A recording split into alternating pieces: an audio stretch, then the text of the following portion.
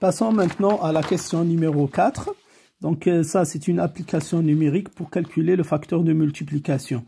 Donc il ne faut pas oublier que K, donc le K qui est là, donc c'est la valeur minimale du champ électrique au-dessus duquel il n'y a pas de multiplication. C'est-à-dire, si il y a une valeur, si on trouve une valeur qui est inférieure à cette valeur, donc on ne peut pas avoir la multiplication des électrons par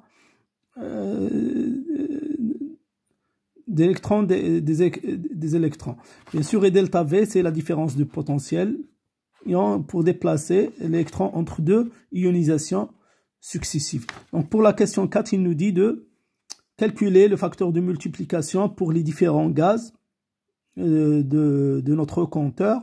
Donc vous avez le premier élément, le premier gaz, deuxième et le troisième. Donc on va débuter notre calcul à partir de l'équation de Dalton. Donc ici, cette équation qui s'écrit sous cette forme, on peut l'écrire. Donc M, donc c'est un exponentiel de tout ça qui est là.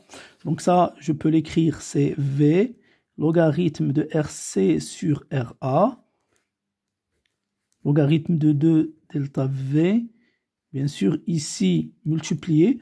Donc ça, je peux l'écrire aussi, c'est le logarithme de V, RA, fois la pression, fois logarithme de RB, RA. Bien sûr, je peux,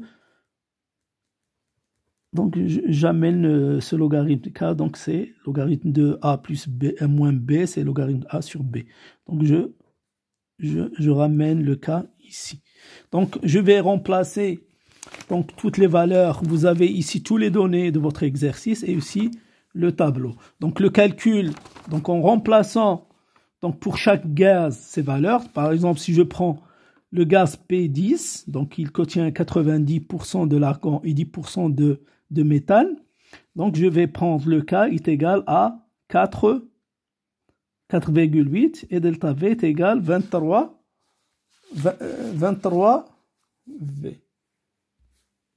Si je prends pour P10, pour le P10, donc on a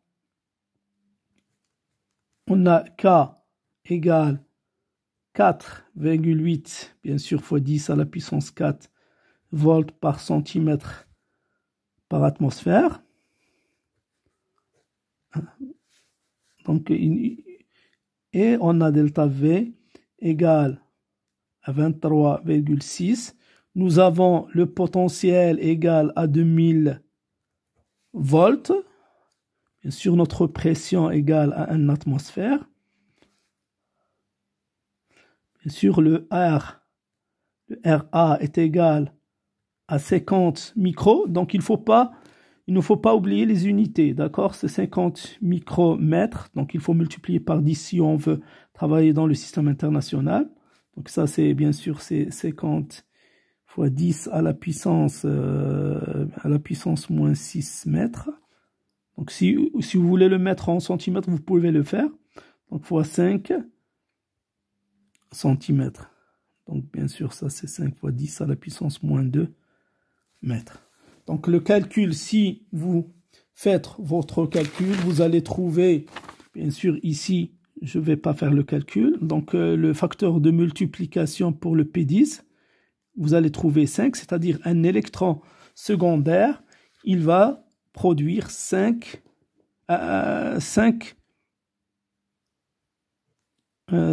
autres électrons.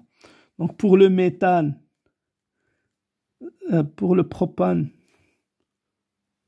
vous allez trouver qui est égal 0,02. Pour le xénone, 10. Donc vous allez trouver 16. Donc ça, si vous faites l'application, vous allez trouver ces valeurs pour les trois gaz. Donc pour la question 5,